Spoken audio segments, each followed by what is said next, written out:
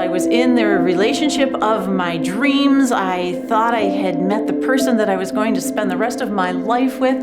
We just connected on so many levels. I've had a love with him and a relationship with him that I had never experienced with anyone else. And even with his kids and his parents and my parents, it was just like the families even blended so well together. It just seemed like this wonderful fairy tale all coming together in my life. And then one day, my fairy tale turned into my nightmare when he came to me and told me that he didn't love me anymore and he wanted me out of his life immediately. I was driving home to my parents' house. It was Friday night. I was pretty tired. Dozed off for a split second. My car got sucked out of the lane into the gravel. Over counter-steered and hit a telephone pole. I broke most of my ribs. I fractured my neck in 2 places, shattered my pelvis. Collapsed both my lungs. There was all kinds of internal bleeding. I just remember waking up in the hospital not knowing why I was in the hospital. I'm a dancer and I was teaching dance 17 hours a week. A random rolled ankle landed me in the hospital for 4 days and 4 nights, and my leg turned completely white and ice cold, and it was 7 degrees cooler than the rest of my body. There was no pulse detectable from my knee down, and it was pretty scary. We didn't know what was going to happen with my leg. After those 4 days, I was diagnosed with a very painful and debilitating nerve disorder called complex regional pain syndrome. There's no cure, only the hope of remissions. It was the most heart-wrenching thing I had ever experienced. It was by far the most painful thing I've ever experienced in my entire life.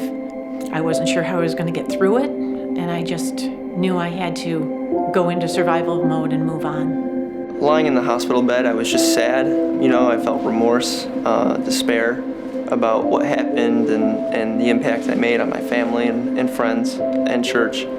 After a while, those feelings kind of distilled into anger. Why did this happen to me?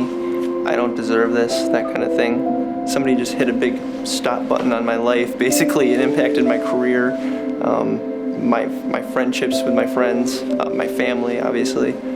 As I lay there in that hospital in excruciating pain for all of those days, going through test after test after test, I had no idea what my next steps were going to look like. I didn't even know if I was going to have next steps. I didn't know if I was going to lose my leg, if I was ever going to walk again. I certainly didn't know what life as a mom and a wife to these 3 little babies was going to look like. My youngest was still nursing. He had never even taken a bottle. I was his only food source, and all of a sudden, I'm away from them for all of these days and all these nights, and I can't take care of them, and I can't see how I'm possibly going to be able to take care of them. I have a friend who does missionary work over in the Ukraine, and maybe once every 5 or 7 years we connect with each other and just say, hi, how are you? And he goes, hey, how would you like to come to North with me?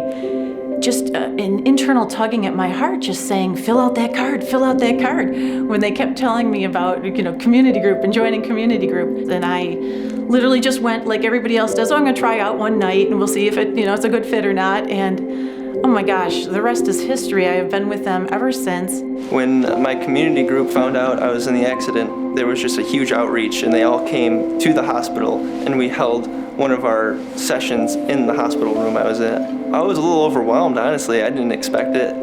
It was really cool to see everybody show up, and the support and love they brought. It was pretty fun. The nurses didn't know what to make of it.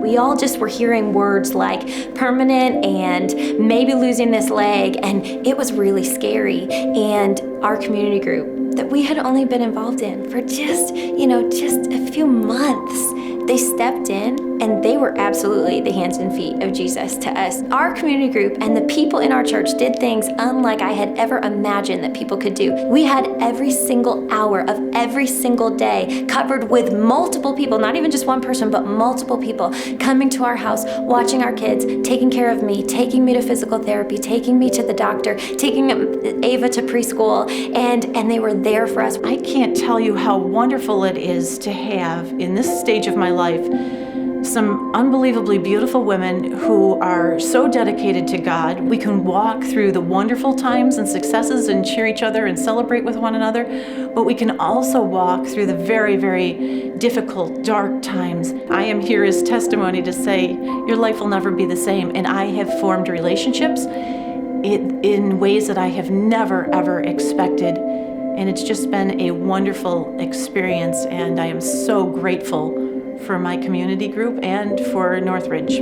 The feelings have transitioned into just feeling grateful and blessed. It's just been really cool just seeing the development of the relationships I've built here at Northridge in my community group, and the outreach of the men and women in my community group.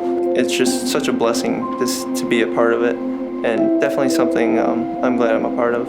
We were going to have to figure out how to trust God and pick up those pieces and recreate what normal day-to-day living looked like. And these people came in and they absolutely pulled us through. I mean, God saved us by sending us these people.